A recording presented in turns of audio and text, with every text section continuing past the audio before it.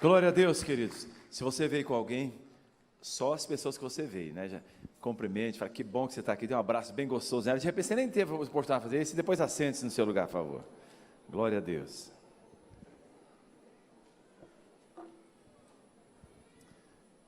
Glória a Jesus.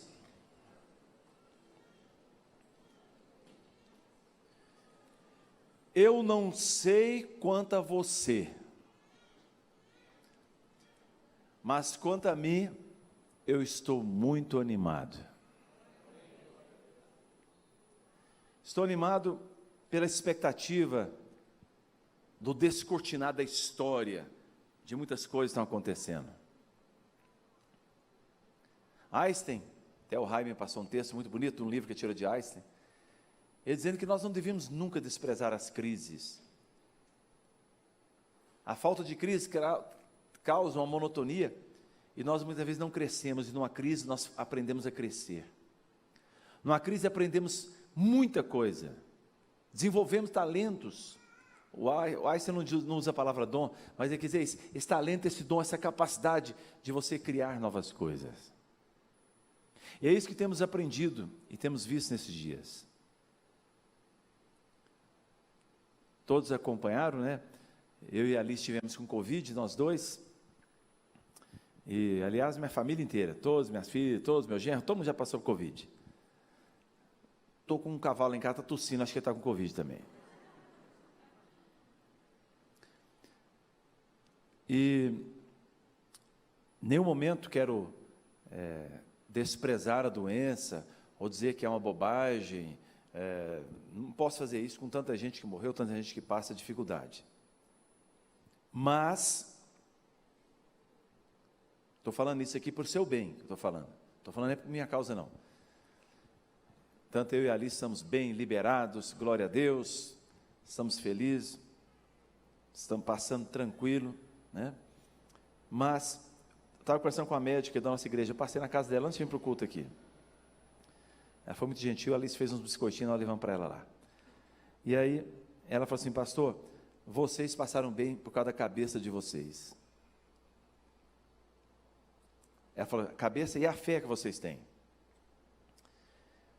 E eu publiquei um vídeo no Instagram, de um médico, e esse médico, Dr. Djalma Marques, ele é PhD, e ele fala nesse vídeo, com um médico, conta inclusive experiências, que nós somos o único ser vivo que temos uma mente que nos mata ou nos cura. Por isso que o apóstolo Paulo falou, tome cuidado, renova a sua mente. Esse médico, depois se quiser no meu Instagram, está lá, ele contando essa experiência, uma pessoa condenada à morte, ele submeteu a uma experiência em nome da ciência, e falaram com ele que ele teria uma morte tranquila, sem dor, sem choque, sem nada daquele, mas eles iam tirar o sangue deles, né, até pôr aquele mangueirinha, aquele catéter, né, acho que é o nome, e ele escorreria o sangue até a última gota, ele só sentir fraco e morreria sem dor, sem problema. E aquele cara aceitou aquela experiência, ele estava condenado à morte. Esse médico conta isso no vídeo lá, depois você pode ver lá.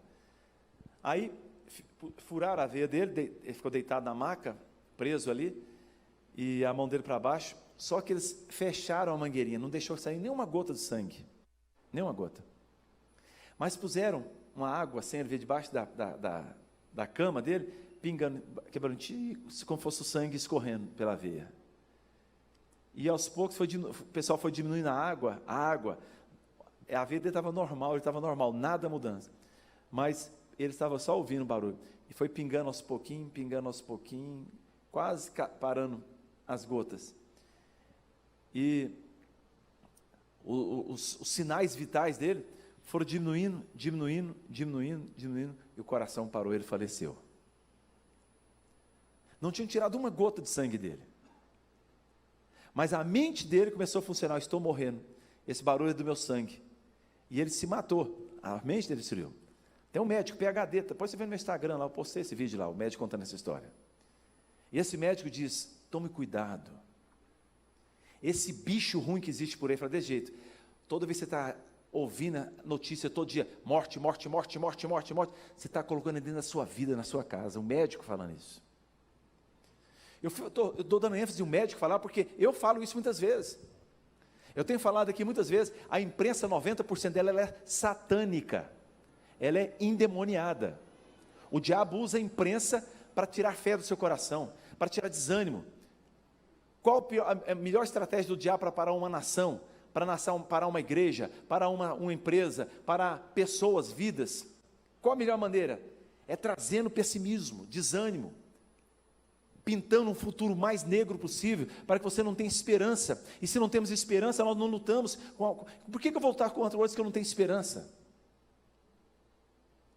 A Abigail aqui da nossa igreja, muitos conhecem. Está aqui hoje não, né? Acho que ainda não está vindo no culto não. A Abigail teve um câncer muito sério, um câncer muito agressivo, e que muitas pessoas falaram para ela, médicos, dentro que o caso dela era muito grave. E a Abigail resolveu crer. Muita gente orando por ela aqui, glória a Deus por isso. Ela submeteu ao tratamento, e essa semana foi ontem, antes de ontem, ela mandou um áudio para mim. Falei, pastor, contando toda a experiência que ela teve, foi no médico, o médico pegou todos os exames e falou assim, olha, a médica perguntou para ela, você crê em milagres? Ela falou assim, creio. A médica, então comece a contar para os outros que você tem um milagre, você está curada.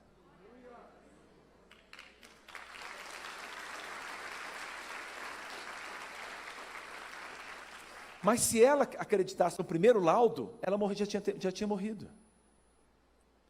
Por isso, gente, eu estava vendo na semana um jornalista falando, um programa não é evangélico, não é nada, ele dizendo que antigamente o jornalista, ele tinha de preencher a página sei lá, revista, jornal, onde que ele escrevesse. Ele tinha de fazer uma matéria e escrever ali, ponto final. Esse é o papel do jornalista. Hoje não. Ele está falando, além da gente preencher aquela página, aquele espaço que ele tem lá para preencher, o editor-chefe vai cobrar dele a audiência. Porque hoje está tudo na internet, tudo na mídia, visualizações, hoje muita visualização. Então não basta escrever, ele tem que trazer audiência. O jornalista falando, além de eu escrever, eu sou cobrado também que as pessoas, a audiência, a visualização, as pessoas interessadas em ver. Eu sou cobrado não somente o texto, mas por que a sua matéria as pessoas não estão interessadas em ver? Ele contando sobre isso. Então o que eles fazem? Vamos colocar desgraça, o povo ama desgraça. Vamos colocar morte, vamos colocar medo.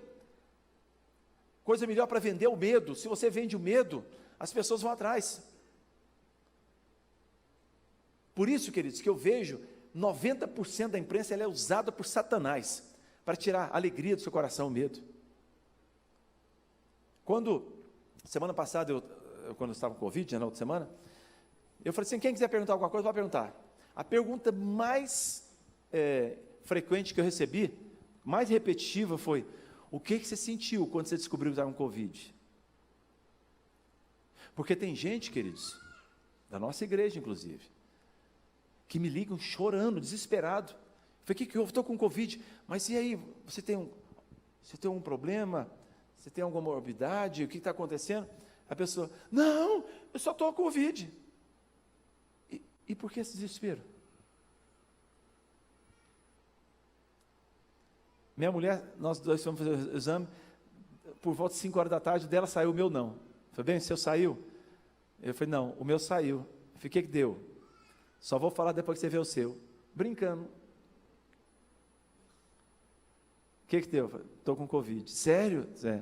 Daqui um pouco eu vejo. Nós dois, juntos até que a morte nos separe. Queridos, eu não estou brincando com a doença é séria, mas literalmente, eu e a Alice encaramos a vida assim. Estou falando como nós encaramos. Em nenhum momento eu fiz live todos os dias, ninguém viu a gente falando alguma coisa. Sabe por quê, queridos? Não é que nós não podemos morrer. Nós podemos morrer. Mas existe em nossa mente algo maior do que a morte. Em nossa mente existe algo maior do que a derrota.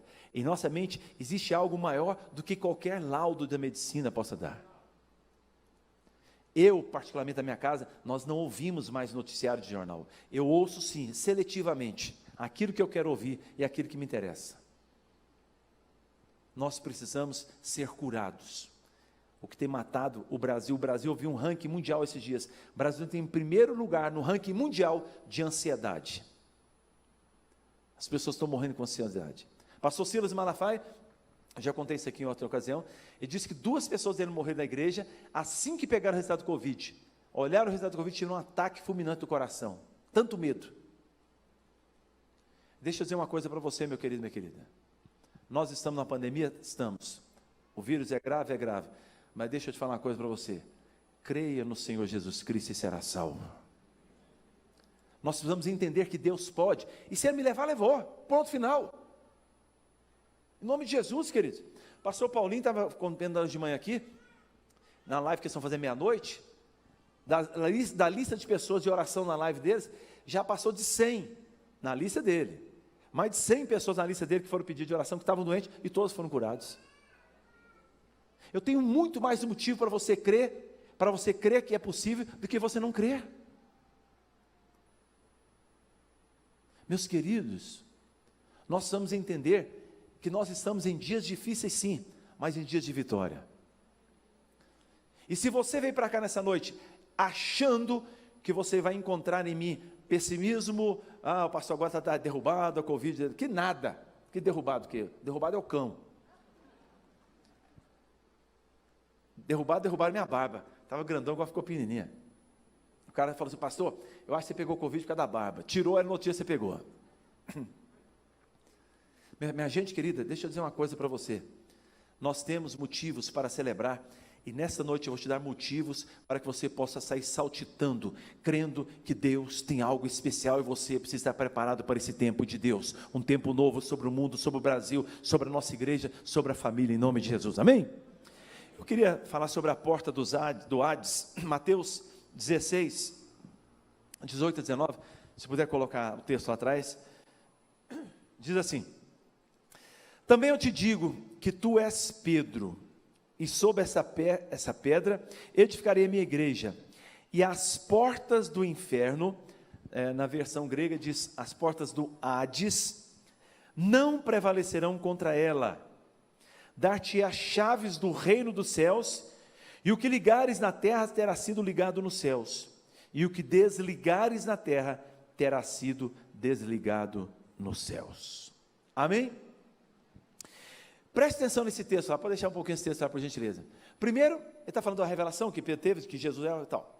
Mas vamos partir daí. Primeiro ele está falando de portas. Ele está falando de portas do inferno ou porta do Hades. Depois ele está falando de chave. Ele está falando de uma chave que abre, de uma chave que liga, uma chave que desliga. Então, por que Jesus está falando sobre isso? Em Cesareia, quando a gente vai a Israel, a gente sempre visita esse lugar. É um lugar muito bonito, que fica em Israel. E Cesareia foi construída pelo Império Romano. E o Império Romano sempre teve, assim como os gregos, tiveram a sua mitologia. Os seus deuses, que eles acreditavam que aqueles deuses tinham um propósito e assim por diante. E entre os deuses que eles tinham, tinha um lugar lá que eles adoravam, um deus do Hades, ou seria o mesmo equivalente a Plutão. Estou falando da mitologia romana. E aí, lá nessa Cesareia mesmo, havia um lugar, tipo uma caverna, um lugar onde, naquele lugar se colocavam seres humanos, pegavam pessoas para sangrarem aquelas pessoas, para oferecerem sacrifício a esse Deus. Esse lugar chamava Hades. Ali se oferecia às entidades mais esquisitas que existiam, a todos deuses realmente repugnados pelo Senhor, deuses que recebiam sacrifícios humanos, e criado pelo Império Romano, e ali naquele lugar tinha aquele lugar chamado Hades. E Jesus, quando veio, ele disse: olha, aquele lugar, o Hades, onde se prendem pessoas, onde se matam pessoas, onde oferece todo tipo de sacrifício abominável diante de Deus, eu quero dizer para vocês que aquela porta daquele Hades, ela não vai prevalecer contra a igreja. Veja bem, a porta está fechada. Quem está na retranca é o Hades. E Jesus falou assim: as portas do Hades, do inferno, elas não vão prevalecer. Por quê? Porque existe alguém tentando arrombar a porta do inferno. E esse alguém, eu quero dizer para você, que é a eclésia, a igreja do Deus vivo. Essa igreja, essa assembleia do Senhor, essa igreja está arrombando a porta do inimigo. O que acontece na história da igreja, eu queria que você prestasse muita atenção, para você entender onde nós queremos chegar. Irmãos, imagine você, um time de futebol. Vamos pegar um time bem ruim, Flamengo, por exemplo. Suponhamos que aqui seja um campo de futebol, certo? Então aqui é o meu gol, meu time, eu vou atacar e vou fazer gol de lá. Esquece o Flamengo, senão vocês vão ficar só pensando em Flamengo, e o Flamengo entra na sua vida, esse é um cão, deixa para lá. O que acontece?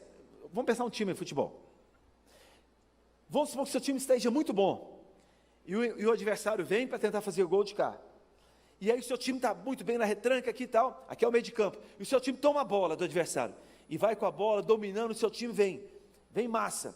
Chega no meio de campo, seu time joga a bola para cá e volta para a retranca. Aí os inimigos vêm novamente, seu time muito bem fechado, toma a bola do adversário, vem aqui, chega até o meio de campo, larga a bola e volta para trás. Que time miserável é esse que você torce? Ninguém quer que seu time seja bom de retranca. É uma estratégia. Mas você quer que seu time tenha retranca, mas que ele vá, ataque e faça gol lá no adversário. O que eu estou querendo que vocês entendam com essa ilustração? Que nós, como igreja, na história da humanidade dos últimos tempos, nós sempre fomos assim. Eu vivi essa igreja. Nós vamos proteger nossa casa, vamos proteger nossos filhos, nós temos e reivindicamos a Constituição, que o lugar de culto é inviolável, nós temos grades aqui, nós temos porta, esse lugar aqui é inviolável, e nós estamos muito felizes que a Constituição nos protege, então nós somos protegidos, estamos na retranca, glória a Deus, fechem as portas, os portões, nós estamos aqui no lugar inviolável, a Constituição do Brasil nos dá o direito de cultuar, e glória a Deus, estamos muito felizes por isso, e ficamos na retaguarda. E aqui na igreja a gente protege as nossas crianças, e na igreja a gente fala sobre casamento, e na igreja a gente fala sobre a vida com Deus, importante estar aqui, mas o que a gente faz? A gente vai até o meio de campo, protegemos o nosso campo aqui, e não deixamos ninguém atacar, e estamos tão felizes, e glória a Deus, e vamos segurar, gente, até o tempo está acabando do jogo, volta 45 minutos, e Jesus vai voltar, e vamos ficar segurando, e ficamos na retranca. Essa é a história, estou falando aqui, claro, tem exceções, mas essa é a história, no modo geral, das nossas igrejas hoje, inclusive muitas igrejas nos nossos dias, estão felizes, nós estamos segurando, vamos segurar os membros, vamos segurar as crianças, vamos segurar os jovens, e nós estamos na retranca. Deixa eu dizer uma coisa para você, não sei se isso importa para você, mas essa não é a versão que Jesus está falando. Ele está dizendo que lá naquele time de lá está a porta do Hades, aqui nós sacrificamos humano, vocês ficam com o de vocês, nós ficamos com o nosso, nós não mexemos com vocês e vocês não mexem com a gente, e nós estamos aqui na retranca, e vocês só vêm ter o meio de campo e a gente vai respeitar você. Não é isso que Jesus está falando. Jesus está falando o seguinte: olha, você vai proteger a sua casa, a sua família, a igreja, seus filhos, seu casamento, as suas finanças, tudo será protegido, e mais do que isso, você vai atacar, você vai lá no Hades, você vai arrebentar as portas, e vai arrancar tudo aquilo que o diabo colocou lá, porque nós somos a igreja, que nós ligamos na terra, e será ligado no céu. Consegue entender isso, querido? Deus não te chamou para a retranca, Deus não te chamou para você jogar na linha de trás, Deus não te chamou para chegar no final do campeonato e você dizer, fomos o gol menos vazado. Deus te chamou para você chegar no final do campeonato e dizer, nós batemos os recordes, nós fomos os que mais fizemos gols. Se fosse basquete, fomos o cestinha. Se for futebol, fomos os goleadores. Como é que chama o goleador de que ganha? Artilheiro, obrigado. Somos artilheiro. E aí, queridos, o que representa esse Hades? As portas do Hades representam o domínio de Satanás que põe controle sobre a nossa sociedade. Essa que é a verdade. Todo o controle da sociedade. Você pode ver, queridos, a sociedade, eles não estão querendo acabar com a igreja entrando aqui.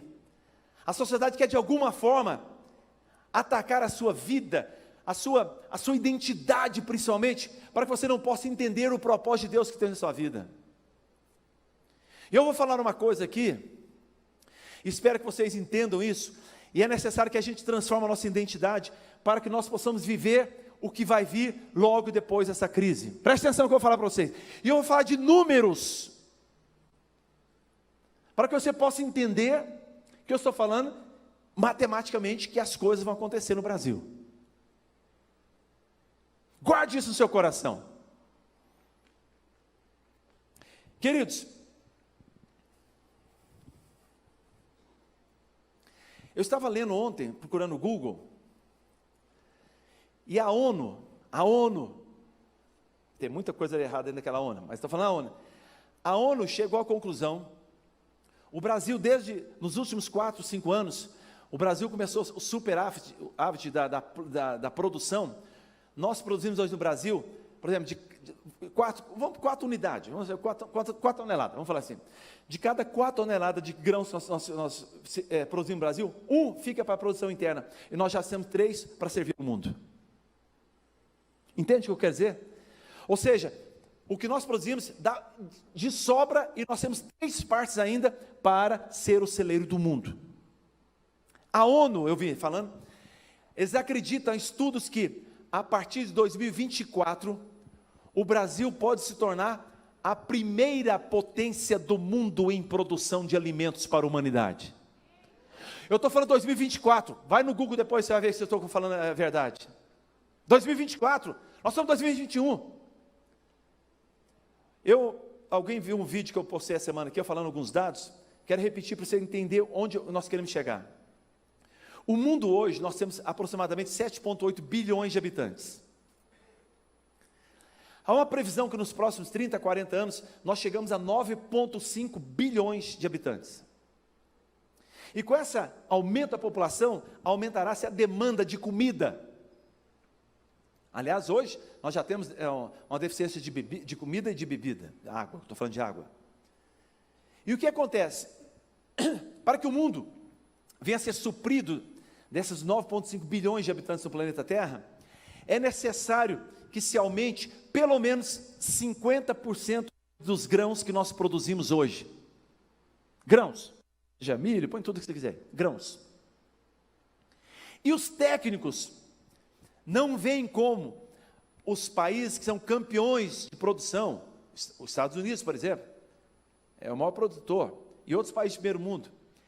Acontece que, antigamente, esse número aqui é só ilustrativo. Antigamente se produzia, volto a falar, não é esse dado real, só para você ter. Se produzia um saco de soja num hectare, por exemplo. Passou a produzir um saco e meio no mesmo espaço, e 2 sacos, e um dia começaram a produzir 3 sacos no mesmo espaço. O que fizeram? Tecnologia. Com mais tecnologia se produz mais. E aí, o mundo foi produzindo cada vez mais, só que tudo é finito, o espaço é finito, a produção aumenta, mas chega um ponto, não tem como fazer mais. E os técnicos sabem disso. E o tanto que o mundo produz, se aumentar 50% em 30 anos, proteína animal, eles acreditam que precisa aumentar 100% do que se produz hoje. E onde tem espaço? Onde tem água? Organismos internacionais acreditam que se houver uma terceira guerra mundial, essa guerra será pautada em cima da água. Esse é o grande problema. O grande problema. Na Índia, por exemplo, nós temos 1,4 bilhões de habitantes, e lá existem lugares que estão pegando a água do sereno, porque há escassez de água. Nós temos, por exemplo, nos Estados Unidos, o Belt Corn, que é o cinturão do milho lá, que é o maior produtor mundial de milho. Eles tiram água dos aquíferos subterrâneos. E eu vi uma pessoa, um técnico falando, que no Piauí, que é Nordeste, que tem pouca água, até no Piauí nós temos mais água que nos Estados Unidos, onde eles produzem o milho. Os maiores aquíferos do mundo, os 10 maiores do mundo, que são aquelas grandes bacias d'água que nós temos no subsolo, entre os 10 do mundo, 2 maiores estão no norte do Brasil, Amazonas e Pará. Então as pessoas falam, como nós vamos produzir? Preste atenção aqui, eu tenho uma notícia boa para você, meu querido. Como nós vamos produzir? Hoje o Brasil, nós somos 400 milhões de hectares produtivos. Nós usamos entre 65 e 70 milhões de hectares. Nós somos 400, só produzimos 70. Olha o espaço que nós temos para produzir. Água, sem contar a riqueza de água que nós temos embaixo, só água renovável, nós temos 8 trilhões de metros cúbicos anualmente sendo renovado no Brasil. A nossa água, ela é assustadoramente invejável no mundo inteiro. E aí você fica vendo por que os países estão tudo falando do Brasil, falando da Amazônia, inventando essa narrativa terrível por aí. Por quê? Porque sabem que o mundo tem tendência a passar fome. A terra produtiva do Brasil, se você somar os Estados Unidos, que é um país imenso, e a Rússia juntando os dois juntos, nós damos mais do que eles. O Brasil tem terra fértil, o Brasil tem água, o Brasil tem tecnologia, e a previsão é que 4 anos nós passamos a ser a primeira nação do mundo a produzir alimento para o mundo. Isso quer dizer, queridos, que o grande problema do mundo, há uma previsão, preste atenção nisso aqui, para o seu filho e sua filha. Deixa eu dizer uma coisa, profetizar para você. Eu tenho sobrinhos que foram embora do Brasil, tem gente da igreja, muita gente, porque não tinha condições de sobreviver mais nessa nação, dificuldade. Deixa eu falar uma coisa para você, profecia. Eu tenho filho e tenho neto. Os seus filhos e os seus netos só precisarão sair do Brasil se for para fazer um curso, para missão, para alguma outra coisa, mas porque não tem espaço nesse país, não será verdade. Nós seremos um país das oportunidades. Há uma previsão de estudos econômicos, que nos próximos 30 anos o Brasil, o PIB dele será no mínimo 50% a mais do que é hoje. Isso nos fala sobre riqueza, isso nos fala que existe uma promessa para os seus filhos, para os seus netos, que nós sim somos uma nação do futuro, e o futuro começa agora no meio dessa pandemia.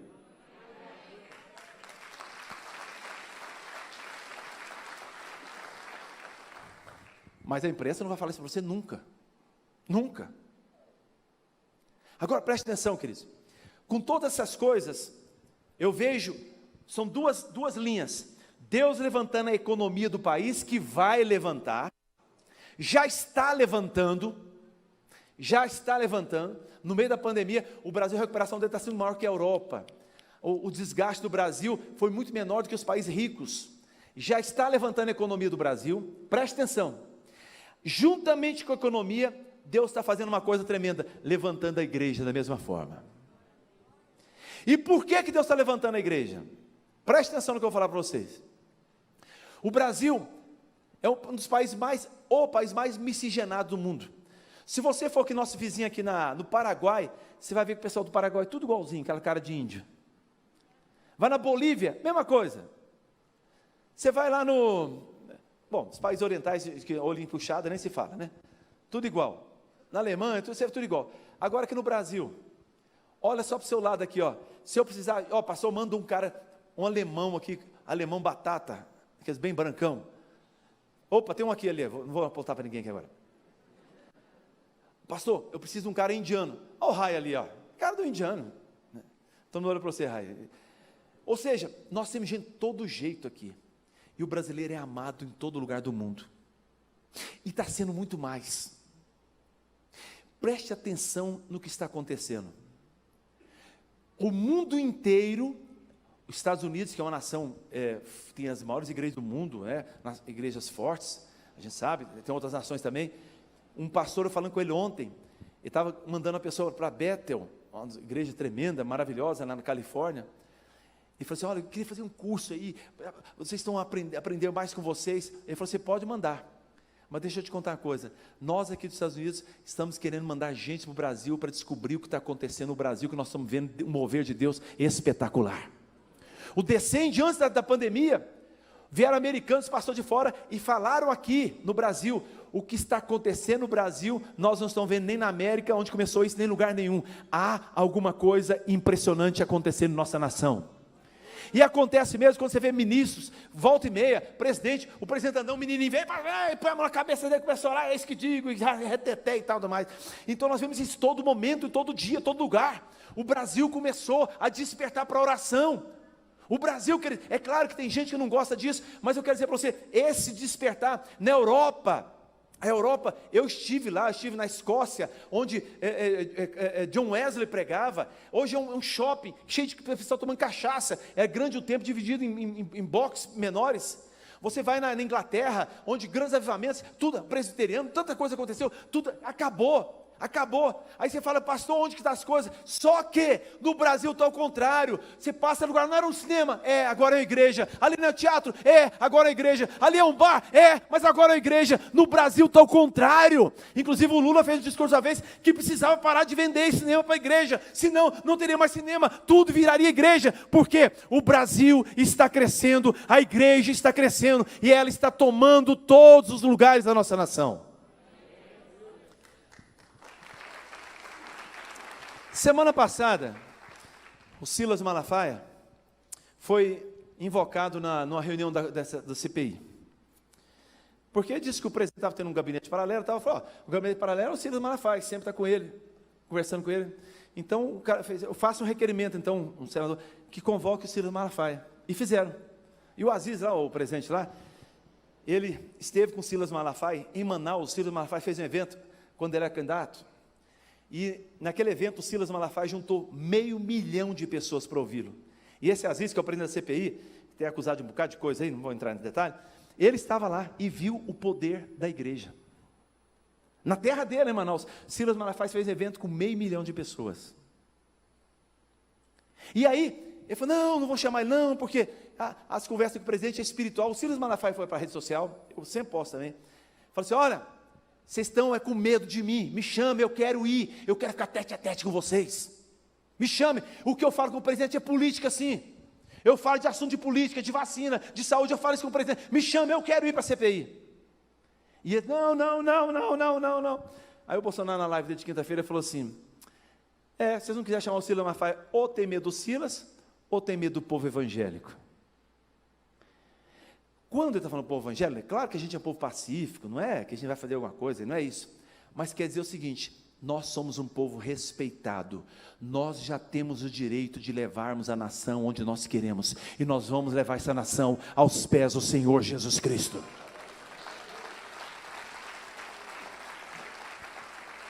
Então veja que é um conjunto de coisas. Eu estava estudando, ouvindo um cara estudando, de história. Vou falar uma coisa para vocês, há 3.000 anos atrás aproximadamente, 3.500 anos atrás, 3.000 anos atrás, só lembrando, o Brasil foi descoberto em 1.500, então nós temos 500 e poucos anos, mas estou falando de 3.000 anos atrás, acharam insígnias na Paraíba, na Bahia, no Rio de Janeiro, de pessoas que viveram na época do império do rei Salomão, inclusive vários, tipo Ofir, que vieram buscar madeira. Existem estudos que essas coisas que escreveram, o rei Salomão, quando tinha viagens, gastava 3 anos de navio para buscar material para fazer o templo. E essa distância, eles acreditam, inclusive leva até macaco daqui, está na Bíblia. E alguns escritos que eles vieram buscar aqui na Amazônia, ouro, muita coisa para construir o templo de Salomão. Há evidências disso. O que acontece? Em todas essas coisas, nós vemos o Brasil. A Bíblia diz que nós devemos, Deus abençoaria aqueles que abençoarem Israel. Em 1948, o Estado judeu nunca teve seu Estado. Quando foi, a ONU fez uma assembleia para definir se haveria o Estado de Israel, implantação do Estado ou não, houve um empate técnico. E chamaram uma pessoa para decidir sobre aquele impacto técnico, um embaixador brasileiro chamado Oswaldo Aranha. E Oswaldo Aranha é um brasileiro, ele foi na ONU e deu o voto de Minerva, que se crie o Estado de Israel. Até hoje, os judeus têm gratidão pelo Brasil, quando nós vamos lá, porque o voto Minerva, quem decidiu a criação do Estado de Israel, foi de um brasileiro. Veja bem que as coisas vão acontecendo. Quando o presidente Bolsonaro esteve lá em Israel, o Netanyahu, o primeiro-ministro de Israel, Netanyahu, Benjamin Netanyahu. A Sara, é porque a Sara está tentando me ensinar a pronúncia correta. A Sara é judia, né? Então, é meio difícil. Então, quando ele falou com o Bolsonaro lá, todo mundo viu como é que ele tratou. Nem com o presidente Trump, ele foi lá no Muro das Lamentações, esteve com o presidente lá, Bolsonaro e tal. E quando ele cumprimentou, isso foi falado, você pode procurar na internet, você vai achar isso. Ele falou assim, o Benjamin falou para o presidente Bolsonaro, nós somos a nação... Aí toda vez eu confundo a falar. Como é que é? Eu falei ontem, Harry. Obrigado. Natanael falou assim, Benjamim, nós somos a terra prometida, e vocês são a terra da promessa. Olha que coisa tremenda. Isso foi falado do presidente Bolsonaro, ao primeiro-ministro de Israel. O próprio Brasil, se você olhar, você não precisa forçar muito, mas você vê o mapa do Brasil, você vê um desenho de uma harpa. E eu creio, queridos, que o grande avivamento antes da volta de Jesus vai começar pelo Brasil. Não vai ser pelos Estados Unidos. Isso eu não estou falando de Bolsonaro, não estou falando de partido político, eu estou falando de um Deus poderoso que vai usar a sua igreja. Hoje, queridos, a igreja em Brasília, o IBGE em 2010, nós éramos 1,2, parece que, você lembra de qual, Rai? Em 2010, o IBGE, você me passou isso tudo lá. Enfim, nós tínhamos um número bem menor. Hoje, em 2021, nós já passamos o 33% de evangélicos em Brasília, ou seja, de cada 3 pessoas que você conversa na rua, um pelo menos evangélico. Deus está fazendo uma obra, e sem contar na igreja católica também, está tendo grandes movimentos da igreja católica, nós louvamos a Deus por isso.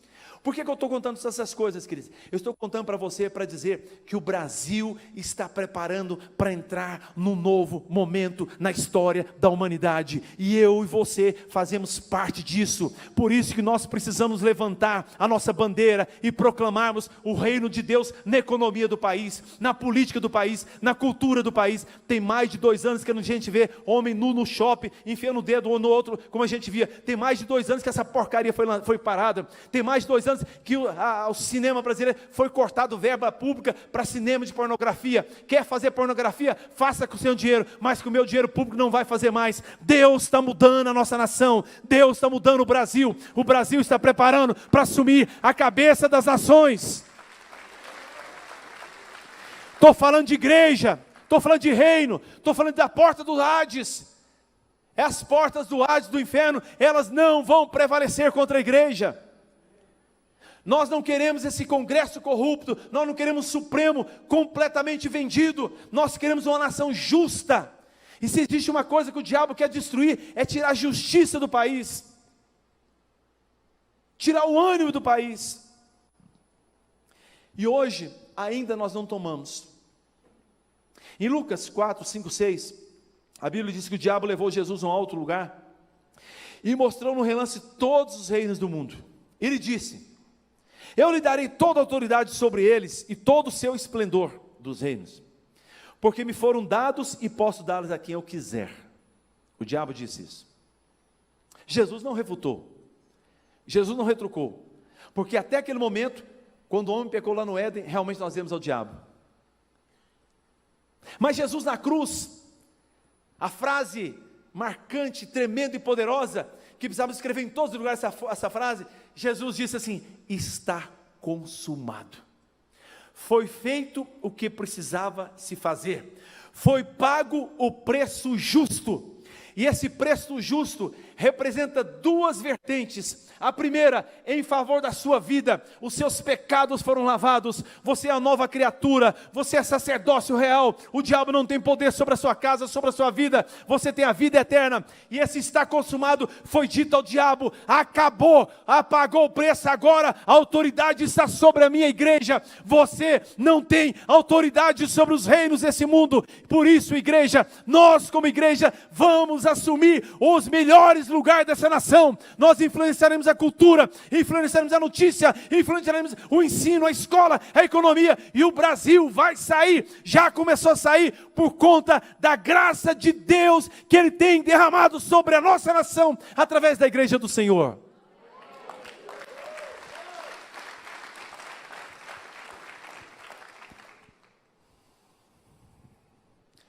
As portas não ficarão fechadas, nós vamos arrombar.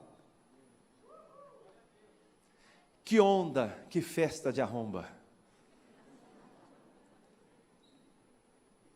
As portas do inferno não podem prevalecer. Quando a gente lê em Mateus 6,13, o final da oração do Pai Nosso, a gente vê a jurisdição de que Deus falou. Pai Nosso está no céu, a última parte diz assim: não nos deixe cair em tentação, mas livra-nos do mal, porque teu é o reino, o poder e a glória para sempre. Amém. Em Apocalipse 21, lá não fala que vai ser gente convertida. Quando você vê Apocalipse 21, a conclusão de todas as coisas, você vê nações inteiras se prostrando aos pés do Senhor. Quando eu falei da nossa miscigenação, a Europa perdeu igrejas, perdeu a fé, perdeu. Principalmente porque não souberam cuidar das suas crianças. Atenção, pais. Perseguição não acaba com a igreja. Dificuldade financeira não acaba com a igreja. Covid muito menos acaba com a igreja. O que acaba com a igreja é quando você deixa de valorizar o que Deus falou para você fazer. E a Bíblia diz: ensina teu filho, inculque neles, ao levantar, ao andar, ao sentar, ensine e ministre a palavra aos seus filhos. E o problema da Europa, talvez deixaram uma brecha de 10 anos, deixaram as crianças crescerem, deixa a democracia, meu filho, nós somos democratas, você segue o caminho que você quiser. Que caminho que quiser?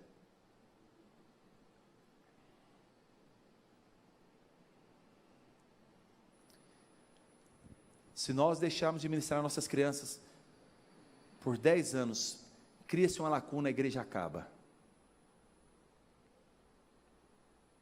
Por isso nós investimos nas nossas crianças. Por isso você tem que investir no seu filho, na sua filha. Quem vos fala é um pai, que eu já tenho filha de 36 anos, 34 e 32 anos. Minha caçula tem 32. Nunca, jamais, eu dei opção para minhas filhas de fazer algumas coisas. Nunca democracia foi palavra dita na minha casa. Nunca.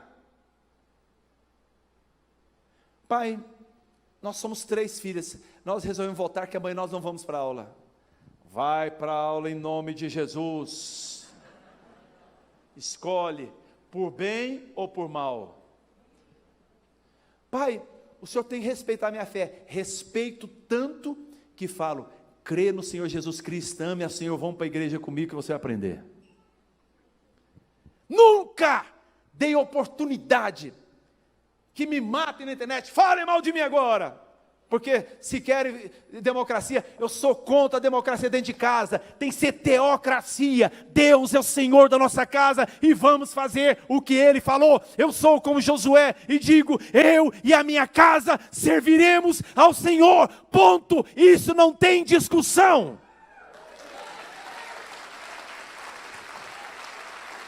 Não tem outra opção. Tem que ser assim. Blá, blá, blá, blá, blá, blá, blá, blá. Pois vira essas coisas imundas que você vê na rua aí. Queridos, Deus os chamou. O diabo tem um veneno, um coquetel mortal. Sempre vai lançar para matar sua família, matar o país, matar a igreja. Mas se nós somos renovados a nossa mente no Senhor, vamos ver o que Deus fala, nós sempre vamos prevalecer. Qual foi o grande problema de Moisés com o povo, para levar o povo para a terra prometida? O povo desgraçado, 430 anos como escravo, não tinha direito a nada, nem de ter filhos. Quando o faraó mandar matar, matava todo mundo, é o caso da época de Moisés. Deus levanta um homem, arrisca a sua vida, confronta faraó, estou falando de Moisés, liberta aquele povo, e o povo é um bando de gente perdida, sem identidade, um bando de gente, não era povo, não era nação, é um bando de gente esculambado. E o povo andando pelo deserto, lá no meio do deserto, me fala, se Moisés tinha problema com água no deserto, Deus mandava. Não tinha problema de alimento, Deus mandava. Até de sombra, quando precisava, Deus mandava sombra. Nunca se perderam. Deus sempre reagiu no povo.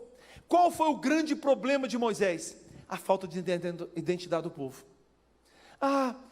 Eu sei não, eu prefiro voltar. Olha, a gente não tem nem lugar se a gente morrer, não tem sepultura no deserto. Preocupado com a morte. Não tem pepino, não tem cebola. Deus está dando um maná, uma terra que manda leite e mel, estão preocupados com pepino e cebola. A identidade. Não tinha identidade de liberto. Ei, deixa eu falar uma coisa para você. Quantos aqui querem ser a cabeça das nações, que seu país seja a cabeça das nações, levante a mão. Deixa eu dizer uma coisa para você, muda a sua identidade. Passe a se comportar como gente íntegra, que você é. Passe a se comportar como gente de primeiro mundo. Erga a sua cabeça, porque Deus vai fazer grandes coisas na nossa nação e precisamos estar preparados para isso. A Sara tem uma filha que mora em Israel. Ela diz que ultimamente, onde ela chega, ela é brasileira. Quando ela fala com os judeus que ela é brasileira, todo mundo trata ela super bem, por ela ser brasileira, porque sabe que Deus tem abençoado Israel. Sabe que haverá uma resposta de Deus através da vida do Brasil. Queridos, mas não precisamos. Quando eu vejo algumas coisas no Brasil, as pessoas querem voltar à corrupção que tão trabalhosa foi para tirar, voltar à bandidagem. O que é isso no Brasil? Falta de identidade. Não querem ir para frente. Querem continuar fazendo, essas manifestações mais imbecis do mundo por aí. Querem voltar àquele velho, querem que as nossas crianças não tenham identidade nem sexual.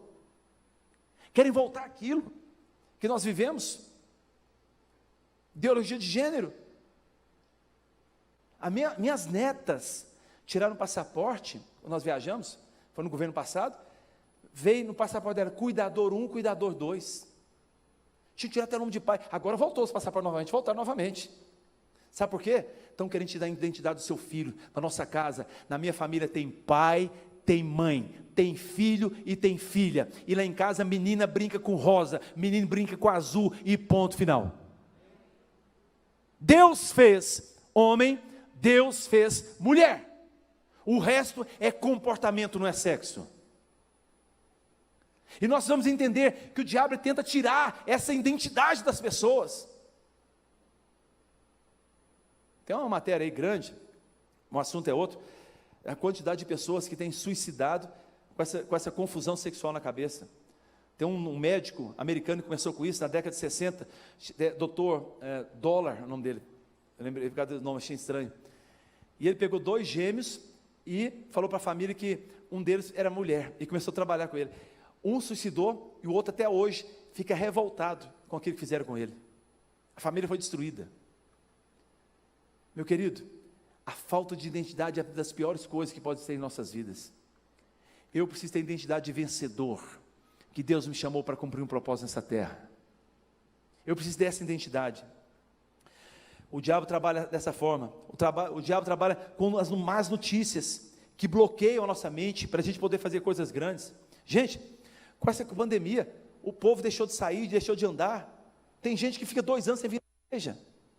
2 anos sem pisar na igreja. Mas tem um problema, ele liga para a gente rapidamente. Não estou reclamando não, tem que ligar mesmo. Mas só lembra das dificuldades. Estão perdendo a identidade de liberdade, de ser livre.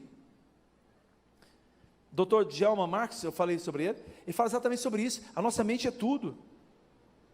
Meus queridos, eu creio que chegou o momento do Brasil prosperar.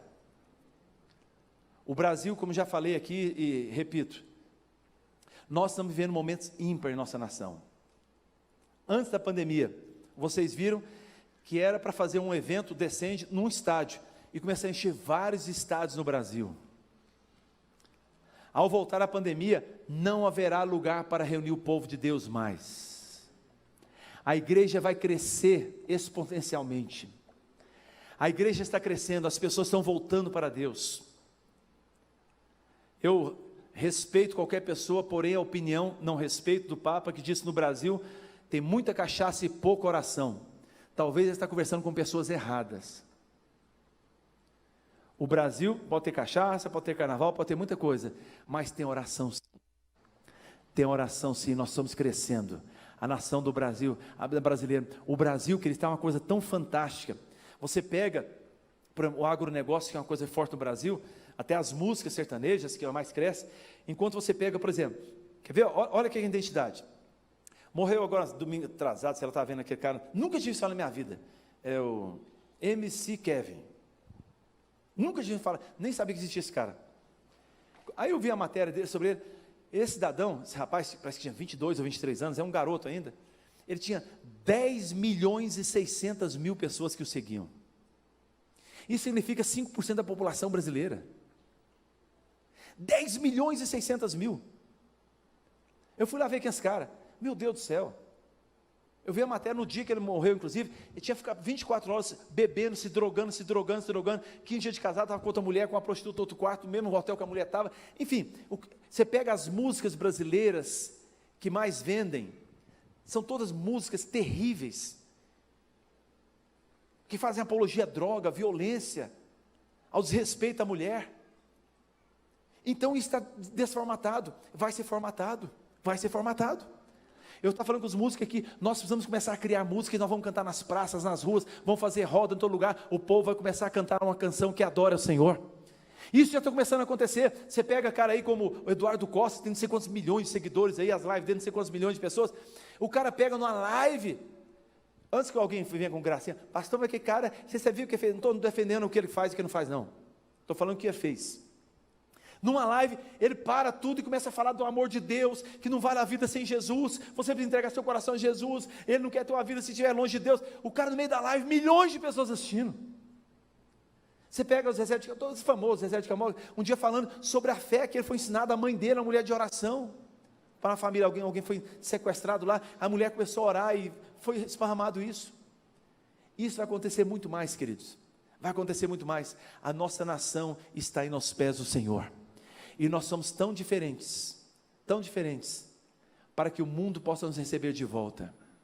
Eu falei isso na live e vou repetir, que eu fiz agora. O país que tem mais japonês fora do Japão, Brasil. O país que tem mais italiano fora da Itália, Brasil. O país que tem mais alemães fora da Alemanha, Brasil. O país que tem mais árabe fora da Arábia, Brasil. O país que tem mais libanês do que o próprio Líbano, Brasil.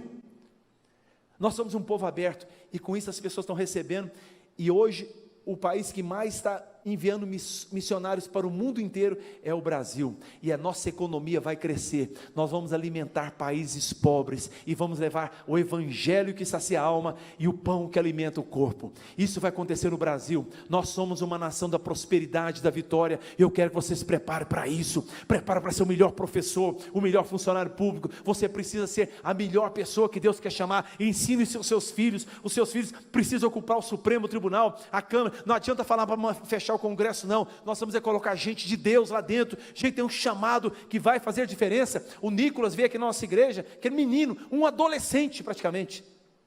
Essa semana passada ele estava na Jovem Pan, num programa importante, depois estava na Rede TV, com aquele Lacombe discutindo, impressionante, e o Lacombe falou assim, olha, estão falando aqui que você será o futuro presidente do Brasil. Está pregando aqui no carnaval, um menino de Deus, um adolescente, vereador lá em Belo Horizonte. É isso que Deus vai fazer. Deus está levantando pessoas importantes em nossa nação para ocupar o espaço, e essa pessoa é você.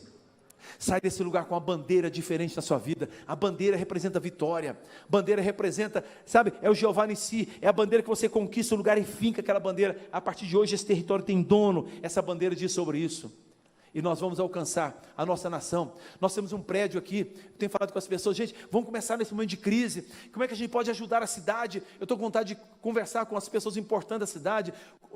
Qual o problema nós temos no Bandeirante hoje? Águas Claras, qual o problema? Guará, qual o problema? Como que eu posso ajudar? Como que a nossa igreja possa ajudar? No momento de crise é a hora de nós despertarmos. A crise desperta pessoas, a crise faz verdadeiros líderes, e eu quero que você entenda nisso. Nesse momento não é o momento de você fracassar, não é o momento de você se abaixar a cabeça, não é o momento de você se acovardar, porque Deus tem grandes coisas para a sua vida, e Ele vai fazer em nome de Jesus, assim como está fazendo no Brasil, vai fazer na igreja, vai fazer na sua casa, na sua empresa. Prepare para isso que eu estou dizendo. Nós iremos viver os melhores anos de toda a nossa vida, de toda a nossa pátria. O Brasil vai começar a colher, porque Deus está agindo em nossa nação. O diabo odeia o Brasil, o diabo faz tudo para bloquear a nação, mas as portas do inferno não vão prevalecer contra a igreja do Senhor.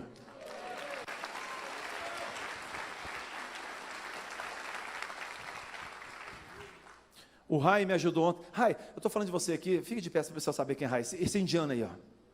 Cara de indiano aí. Você é um missionário na Índia. O Rai me ajudou ontem na pregação aqui. Resumindo assim, num parágrafo a história do Rai. Tem muito mais coisa aí. Mas o Rai, Há 10 anos atrás, mais ou menos 10 anos, estava na Ceilândia. Há 10 anos atrás, o Rai estava na Ceilândia. Nada contra a Ceilândia. Só quero mostrar uma coisa para vocês.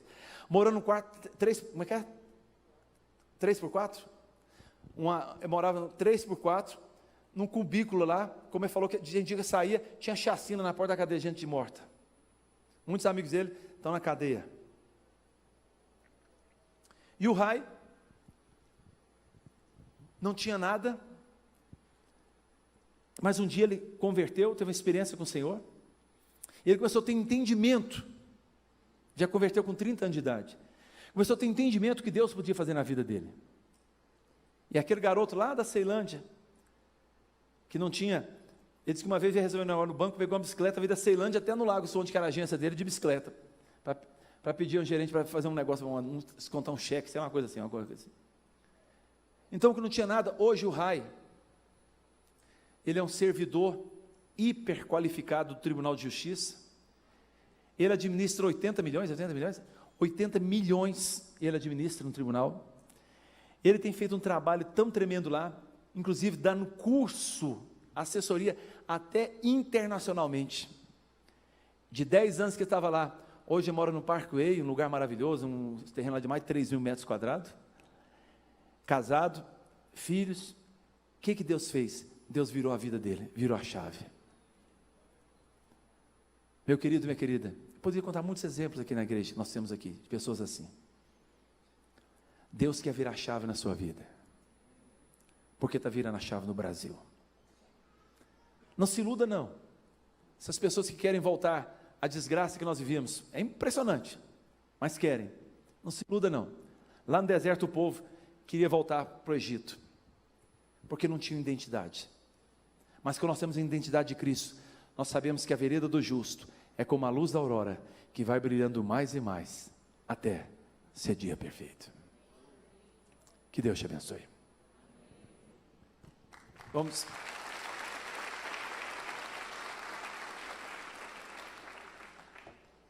O Brasil está evoluindo tanto, que até meu copo d'água tem meu nome. Olha, isso é chique demais. Olha, antigamente era copo de plástico, agora já tem um copo com meu nome, olha aí. Glória a Deus. Vamos ficar de pé, vamos orar então, queridos. Aleluia. Glória a Deus. Louvado seja o nome do Senhor Jesus.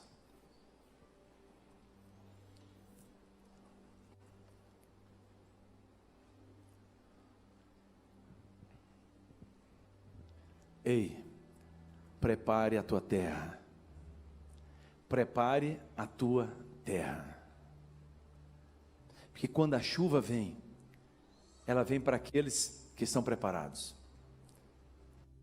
Prepare a sua terra.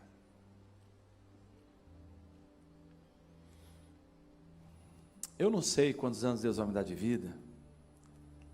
Se acontecer tudo isso daqui 30 anos, a conclusão, porque a previsão, volta a falar, de 2024 para 2025 o Brasil já vai despontar no mundo, como primeiro lugar no mundo, a previsão.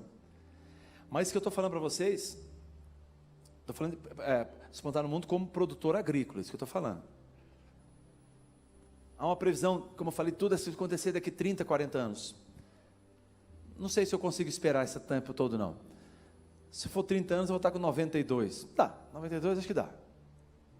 40 já fica muito, 102 não dá não. Mas uma coisa, eu sei que meus olhos vão ver o que eu estou falando para vocês hoje. Meus netos, se quiserem ir embora do país um dia, para uma missão, para alguma coisa, poderão ir, mas não porque não tem espaço nessa nação mais. Nada é fácil, mas tudo é possível. Ninguém tem um destino se não tem uma identidade.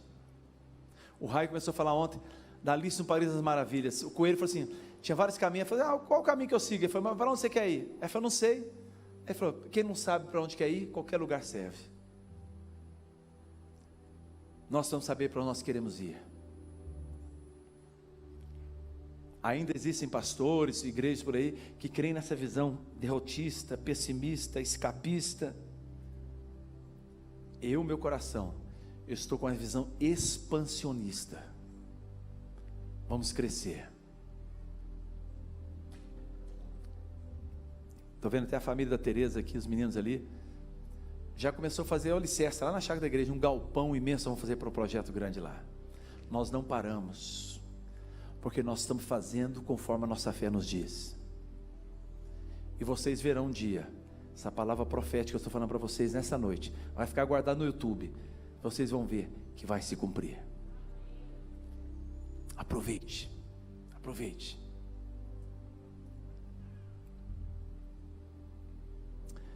Pai querido, nós te louvamos nessa noite por tua bondade, a tua misericórdia, porque teu Santo Espírito é derramado sobre nós e sabemos que o Senhor tem coisas grandes e tremendas a fazer, a realizar em nossas vidas. Senhor meu Deus, manifeste o teu poder sobre a vida da tua igreja, do teu povo, que a alegria de te servir, de te amar, ó Deus, possa estar sobre cada um dos seus filhos e filhas nessa noite. Deus querido, toma o Brasil em tuas mãos, toma essa nação, meu Pai, faz o Brasil celeiro do mundo, tanto celeiro espiritual quanto material. O Senhor sei que quer levantar nossa nação para alimentar as nações. Nós sonhamos, ó Deus, quando essas coisas, a fome, a maldição, vai ter um ponto final. Sonhamos, ó Deus, que o dia em que nós iremos profetizar sobre os jornais, sobre a televisão, sobre a escola, hoje nós poderemos, ó Deus, andar em paz nas ruas, porque, ó Deus, o que o Senhor quer fazer, governo não pode fazer. Através da transformação de pessoas, de vida, o Senhor pode fazer e vai fazer. Nós cremos nisso. Pai querido, recebe o nosso louvor, recebe a nossa gratidão. Nós te adoramos, meu Pai. Nós te adoramos. Nós te adoramos. Glória a Deus. Vamos cantar um cântico? Você sabe cantar aquele em espírito e em verdade? Você sabe? Sabe? Vocês sabem cantar em espírito? Quem conhece a música em espírito? Quem não sabe, só ouve então. Pronto.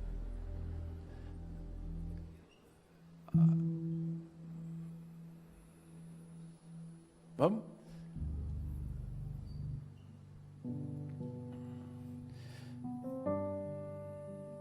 Vamos lá, Aline, eu vou te ajudar. Inspira-te, te adoramos, te adoramos. Glória a Deus. Em espírito, em verdade, te adoramos, te adoramos. Rei dos reis e Senhor, te entregamos nosso viver. Rei dos reis e Senhor, te entregamos nosso viver pra te adorar, ó Rei dos reis. Foi que eu nasci, ó Rei Jesus. Meu prazer é te louvar, meu prazer é estar nos átrios do Senhor.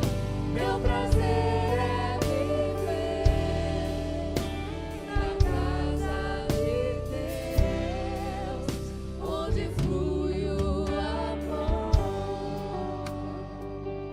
Amém, Senhor. Que essa verdade prospere na sua vida, meu querido. Que o Senhor te abençoe. Que você saia daqui pronto a produzir frutos. Comece a preparar para algo. Faça um projeto maior. Deus vai usar a sua vida. Deus vai usar o Brasil. Que Deus abençoe vocês.